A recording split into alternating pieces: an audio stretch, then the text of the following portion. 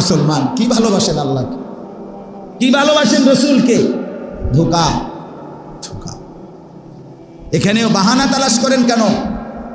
ছেলেটা বিদেশ থেকে যদি টাকা দিত তাইলে হজে যাইতাম, মেয়েগুলো যদি বিয়ে দিতে পারতাম তাইলে হজে যাইতাম, যদি বিল্ডিংয়ের কাম শেষ করতে পারতাম তাইলে হজে যাইতাম, যদি আর কদ্দুর জমি কিনা থাকতে পারতাম তাইলে হজে যাইতাম, আর একটু যদি বুড়া হইয়া লইতাম তাইলে হজে যাইতাম। আহা, এ তো ভালোবাসার কথা না। ভালোবাসা তো শব্দ মানে না, ভালোবাসা তো বাঁধন মানে না, কোনো মহব্বতই নিয়ম মানে না। মহব্বত কি মানে না? কথা বলে না কেন? নিয়ম মানে না, নিয়ম মানে সব উথাল পাতাল করে ফেলে। আল্লাহ তাআলার ভালোবাসা, রাসূলুল্লাহ সাল্লাল্লাহু আলাইহি সাল্লামের ভালোবাসা, মক্কা মদিনার জিয়ারত, এক মুমিনের জন্য মক্কা কাবা ঘর। সরাসরি কিতাবে আছে কাবা ঘর যেখানে মাটির উপরে, জমিনের উপরে, গোটা সৃষ্টির সর্ব উৎকৃষ্ট জায়গা যেখানে কাবা, সেটা মাটির নিচে, মাটির নিচের মধ্যে সাতবক জমিন পর্যন্ত গোটা পৃথিবীতে যতটুকু জমিন আছে মাটির নিচে সর্ব উৎকৃষ্ট জায়গা রাসূলুল্লাহ সাল্লাল্লাহু আলাইহি সাল্লামের রওজা, তার দেহ মুবারক মাটির নিচে, যেখানে যেই মাটির সাথে লেগে আছে সেইটা। তাহলে মাটির উপরে শ্রেষ্ঠ জায়গা কাবা, মাটির নিচের শ্রেষ্ঠ জায়গা রাসূলুল্লাহ সাল্লাল্লাহু আলাইহি সাল্লামের আরামগাহ, ইসলামের জায়গা রওজা। রওজা তো একদিকে কাবা, আরেকদিকে রওজা। আপনার এই দুইটাই কায়নাতের শ্রেষ্ঠ জায়গা, আল্লাহর জমিন ও আসমানে, আল্লাহর সৃষ্টি জগতের শ্রেষ্ঠতম জায়গা। একদিকে আল্লাহর ভালোবাসা, একদিকে রসুলের ভালোবাসা। এক মুমিনের জন্য এর চাইতে বড় ভালোবাসা, এর চেয়ে বড় চাওয়া পাওয়া আর কি হতে পারে? কাহা ये मेरी किस्मत कि तवाफ तेरे घर का मैं जागता हूँ या रब या ख्वाब देखता हूँ। कराचीर हजरत বলতেন, আল্লাহর ঘরের সামনে যখন দাঁড়াইতেন বলতেন, রব্বুল আলামিন, এটা আমার কেমন কিসমত, আমি আপনার ঘরের সামনে দাঁড়িয়ে এই মুহূর্তে ঘুরবো, তাওয়াফ করব। আমি জানি না মাওলা, বুঝি না আমি কি জেগে আছি নাকি স্বপ্ন দেখছি। সুবহান সুবহান। রাসূলুল্লাহ সাল্লাল্লাহু আলাইহি সাল্লামের রওজা থারের সামনে দাঁড়িয়ে কত সাধারণ থেকে সাধারণ মানুষ নবীর দুয়ারে দাঁড়িয়ে চোখের পানি ফেলে মাফ চাইছে, বিনিময়ে আল্লাহ তাআলা তাকে পুরা মাফ করে দিয়েছে, পুরা মাফ করে দিয়েছে। এই জন্য চলেন, আজকে এটাও বললাম, হজের এই পবিত্র মাসে এখানে কোনো নিয়ম দেখাইতে হবে না। হজ ফরজ হওয়ার জন্য ছেলে বিয়ে দেওয়া, মেয়ে বিয়ে দেওয়া, খুদ বিদেশ পাঠানো, বাড়িতে বিল্ডিং করা, আরেকটু বুড়া হওয়া, হ্যাঁ খোদার কসম, আল্লাহর কসম, এইটা হজ ফরজ হওয়ার সাথে কোনোই সম্পৃক্ততা নাই। এগুলো যারা বলে, যারা শিখায়, এরা ইবলিসে শিখাইছে, শয়তানে শিখাইছে। এই কথা শয়তান আমনের বলছে, আমনের লোকে বুড়া শয়তান লাগছে। আমনে যেমন বয়স্ক, আমনের শয়তানটাও লাগছে আমনের লগে বুড়া। এটা কোনো কারণ হইতে পারে? বরং কোনো মুসলমানের কাছে তার সংসারের প্রয়োজন পূরণ করে আল্লাহর ঘরে যাওয়া, থাকা, আসা, এইটুকুর সময়ে যেই খরচ লাগবে, তার যেই বসত বিটা এবং মৌলিক প্রয়োজন, বাজার, সংসার, ওষুধপত্র, ঘর ভাড়া, তেল সাবান, লাইট, ফ্যান, বিদ্যুৎ বিল, গ্যাস বিল, মনে করেন এডি, এই খরচ আদি ব্যক্তিগত মৌলিক, বউ বাচ্চার, এগুলোর অতিরিক্ত আলগা যেই জমি আছে, শহরে জায়গা আছে, গ্রামে আরও জায়গা আছে, খেতে জায়গা আছে, বাজারে ভিট আছে, দোকান আছে, ব্যবসা আছে, টাকা পয়সা আছে, ব্যাংকে টাকা আছে, যেটা দিয়েই হোক, যেটাই হিসাব কইরা যদি আল্লাহর ঘরে যাওয়া, আসা, থাকা, ধরেন এখনকার হিসাবে 7 লাখ টাকা, তো এই টাকা পরিমাণ ব্যবস্থা করার মতো সম্পদ, নগদ টাকা হোক, সম্পদ হোক, আছে, ওই ব্যক্তির উপরেই হজ ফরজ। নগদ টাকা জরুরি না, ফুতের বিদেশের টেয়া জরুরি না। এটা মহব্বতের বিষয়। আল্লাহ আমাদেরকে বুঝার তৌফিক দান করুন। হাই মুসলমান, এমনি আল্লাহকে ভালোবাসে, এমনি নবী সাল্লাল্লাহু আলাইহি সাল্লামের ভালোবাসা লইয়া কার্যও করে। এতে সুন্নি হেতে ওয়াহাবি, এদের মধ্যে নবীর প্রেম আছে, ওইটার মধ্যে নবীর প্রেম নাই। কেমনে বুঝছেন? জিগাইলে বুঝবেন। কেমনে বুঝছেন? হ্যাঁ, কি আশ্চর্য কথা। ভালোবাসা বুঝি জিলাপি, বিরিয়ানি, খিচুড়ি এর দ্বারাই ভালোবাসা হয় না? খানা দানা দিয়া হিসাব। এত ভালোবাসেন নবীকে, নবীর এশকের গোলেন লড়েন লড়েন, পাইলে নিরালা এগো নবী বলেন। সব ঠিক আছে, সব গজল, সব শের, সব কবিতা, সব নবীর ভালোবাসা। তো এই সব কিছুর মাকসাদ তো হলো নবীর সামনে যাওয়ার আগ্রহ হওয়া। ঠিক কিনা বলেন না কেন? হ্যাঁ, বলে যায় যে অক্ষম, যে দুর্বল, যার সামর্থ্য নাই, তো আমি কি তাকে বলতেছি? কথা বলেন না কেন? তাকে কি বলছি? আল্লাহ আমাদেরকে বুঝার তৌফিক দান করেন। এই জন্য বাপ আমার, এই আপনাদের প্রত্যেকের কাছে মনে রাখবেন, আল্লাহর ঘর কাবা, কালো গিলাফ। আমি তো এটা আমার সবসময় কথা আমি বলি, কাবার কালো গিলাফ যে দেখে নাই, রাসূলুল্লাহ সাল্লাল্লাহু আলাইহি সাল্লামের রওজায়ে আথারের সবুজ গম্বুজ যে দেখে নাই, আমার মন বলে তুমি ভাইয়া আমনে বাপ জীবনে কিছুই দেখেন। দূর মিয়া, আপনি কিছু দেখেন? আপনি উদয় বলরুডি সাদিয়া বিজয় খাইছেন আর চিড়িয়া খাইছেন। আপনি জীবনে দেখার কোনো মজাই পান নাই, চোখের কোনো স্বাদে পান নাই, দেখার কোনো তৃপ্তি। যে চোখ আল্লাহর ঘর দেখে নাই, সে দেখলো কি? যে চোখ রাসূলের রওজার সামনে দাঁড়াইতে পারলো না, সে দাঁড়াইলো কোথায়? সে দেখলো কি?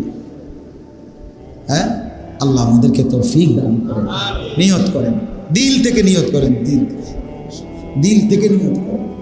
রাতের আধারে আল্লাহকে চোখের পানি ফেলে বলেন, মওলা আজ কতদিন আপনাকে সেজদা দেই, প্রতিদিন 5 ওয়াক্ত নামাজ পড়ি, আর বারবার বলি মুতাওয়াজ্জিহান ইলা জিহাতিল কাবা, কাবার দিকে ফিরে নামাজ পড়ছি। এভাবে আর বলে যাব কতদিন? আমি কি কাবার সামনে দাঁড়াবো না মওলা? আপনি কি আমাদের নিবেন না? আচ্ছা, এইটা যখন বলে কোনো বান্দা বলবে এমনি, ওই মালিক কেমনে সইবে? তিনি তো আরহামুর রাহিমিন। উনি বলবে আর কয় কি রে, এই কথাটা কেমনে ফেঁস দিল আমারে, আমার বান্দা আমারে কেমনে বেড়ায় দিল। আমরা তো পড়ছি আগের দিনের নেককার বান্দারা, সাধারণ মানুষ আল্লাহর কাছে দোয়া করে করে বলতেন, আল্লাহ আপনার ঘরের হাজী সাহেবের গুড়ের পোটলার লগে কত পিঁপড়া আপনার ঘরে পৌঁছে গেছে, আপনার ঘরে গেছে কাবা, পিঁপড়া গুড়ের লগে। আমি মাওলা যাব না, আমার আপনি নিবেন না। আচ্ছা, এটা বললে মালিক সইবে কেমনি? আল্লাহ বলবে আর কও কি, তোরেই তো নেব বেটা, তোরেই তো নেব। কোনো বাচ্চা যখন কাঁদে, মা বাপ যখন বাইরে বের হইতে চায়, সে কেমনে ফেলে রাখে? তখন ফেলে যায়। আল্লাহ আমাদেরকে বুঝতেন। চলেন শেষ কথা, ইন্না আউওয়ালা বাইতিন বুদিআ লিন-নাস, আল্লাহ বলে নিশ্চয়ই কাবা তার প্রথম বৈশিষ্ট্য হলো এটাই আমার জমিনে আমি আল্লাহ তাআলার প্রথম ঘর। সুবহানাল্লাহ, জমিনের প্রথম ঘর, জমিনের প্রথম ঘর। আচ্ছা, আপনারা যদি এটা বলতো এখানে যে ওইখানে এক জায়গায় গেলে পৃথিবীতে প্রথম বিল্ডিং যেটা বা মাটির ঘর যেটা, এটা আপনি দেখবেন, ওটা আর কি তো এই জিনিসটা দেখলাম না জীবনে, তো কিটা দেখলাম, বুঝছেন না কথাটা? তো ইন্না আউওয়ালা বাইতিন, আল্লাহ বলে কাবা প্রথম ঘর, এটা তার বৈশিষ্ট্য। 2 বুদিআ লিন-নাস, কাবার দ্বিতীয় বৈশিষ্ট্য এটা বানানোই হয়েছে মানুষের জন্য। তো মানুষ যাবে না তো কে যাবে?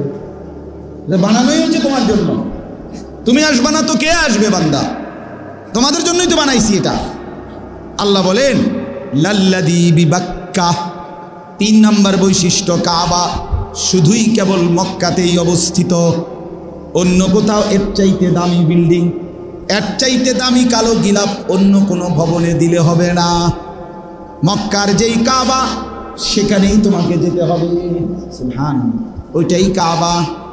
হ্যাঁ, এই জন্যই আব্রাহা কাবার নকল কইরা ইয়ামানে একটা বানাইছিল বিল্ডিং, তো কুরাইশের এক লোক গিয়ে রাত গভীরে হেনে পেশাব পায়খানা করে দিয়েছে, যা তোর কাবা খিচা দিয়ে তোর কথা। ওই কারণেই সে হাতি নিয়ে আসছে এই কাবা ভাঙতে। বুঝছেন না? লাল্লাযী বিবাক্কা, 4 নম্বরে আল্লাহ বলেন মুবারাকান।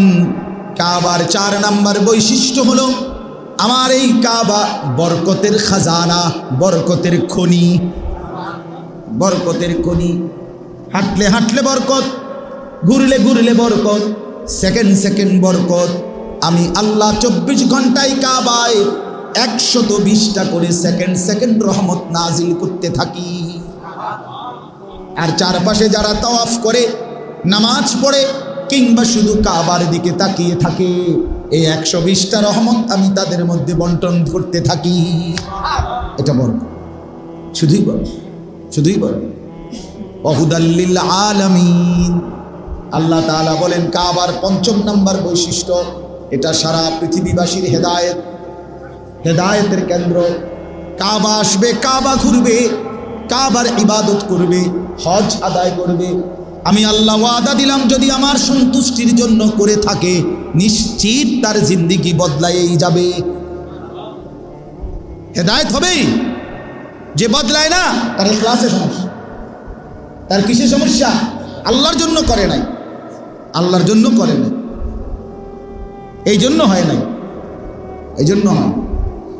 আরে আজিসাম মুনাজাত করে, মুনাজাত কাবাগরের সামনে মুনাজাত করে, বড় মোবাইলটারে 2 হাতের মধ্যে রাখা, এটা লাইভ চলতে আছে, বাইক এবার বেরিয়ে এবার সাইতে আছে, বেরিয়ে সাইড, বুঝলেন না? বাইকতে লাইভ দেখে এবার এটা ইখলাস, এটা আল্লাহর জন্য। তা আল্লাহর ফেরেশতা কয় চান্দু আমি এটি বুঝি না, এটা আমি বুঝি না, বুঝেন? তাওয়াফ করে এটা ধরে রাখছে মোবাইলটা, মানে হ্যাঁ বিশ্ববাসী দেখেন আমি তাওয়াফ করতেছি, এটা আশ্চর্য ঘটনা, পৃথিবীতে আমি একমাত্র তাওয়াফ করতে আছি, আমরা সবাই দেখি। সবাই দেখার কি আছে? কথা বল, এই জন্য আল্লাহর জন্য। কার জন্য? আল্লাহর জন্য। ফিহি আয়াতুম বাইয়িনাত। আল্লাহ বলে কয়টা বলবো? বান্দা আসো না, আসলেই দেখবা আমার কাবার চারদিকে অগণিত কুদরতের নিদর্শন আছে, সব দিকে আমার কুদরত। এত বিচিত্র মানুষগুলো দেখলেই আমি মাওলার কথা মনে পড়বে। হায় মাওলা, পৃথিবীর এমন কোনো জায়গা নাই, আমেরিকা বলেন, লন্ডন বলেন, ইউরোপ বলেন, পৃথিবীর আর কোনো জায়গায় নাই যেখানে একই সময়ে 100 দেশের মানুষ, বিচিত্র রঙের, বিচিত্র সাইজের, বিচিত্র কালারের আল্লাহর বান্দা ঘুরতেছে। এটাই তো কুদরতের নিদর্শন। কালো হাফসি, সেও চোখের পানি ফেলে কাঁদছে, সুন্দর ধবধবে চেহারার মানুষ, সেও মনিবের কাছে কাঁদছে, এটাও তো কুদরতের নিদর্শন। বাইটা মিয়াও বেটাও কাঁদে, লম্বা বেটাও কাঁদে, সুন্দর মিয়াও কাঁদে, কালো মিয়াও কাঁদে।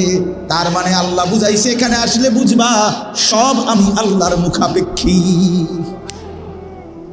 কেউই অহংকারের কিছু নাই, এখানে আসলে দেখবা সব কাঁদে।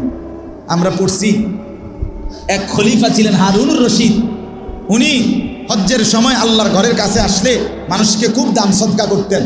একদিন দূর থেকে এক লোক গরিব তার ছেলেকে নিয়ে হজ করতে আসছে, আর হারুনুর রশিদ থেকে কিছু দান সদকা নিব এই আশায় আইছে। আয়সা জিগাইছে খলিফা হারুনুর রশিদ কোথায়? ওই গরিব লোকটা ফকির ছেলেকে নিয়ে। তো লোকেরা দেখাইছে ওই যে কাবা ঘরের সামনে কাবার দরজার কাছে দাঁড়াইয়া যে লোকটা দোয়া করতেছে, দেখো দাঁড়াই আছে, উনি হারুনুর রশিদ। যাও পিছনে গিয়া দাঁড়াও, উনি মুনাজাত শেষ করলে দান সদকা শুরু করবে, তখন নিও তোমার যা লাগে। লোকটা পিছন দিয়া গিয়া দাঁড়াইছে, পুতেরে হাতে লইয়া দাঁড়াইয়া মন দিয়ে শুনতেছে উনি যে মুনাজাত করেন। মুনাজাতের মধ্যে হারুনুর রশিদ শুধু কাঁদতেছে আর নিজের বহু কিছু চাইতেছে আল্লাহর কাছে। আল্লাহ ছেলেটার শরীর অসুস্থ, শিফা দেন, মেয়েটার এই, আমার এই, কত কিছু মানুষের দোয়া করেন আল্লাহর করে, অঝরে কাঁদতেছে। আর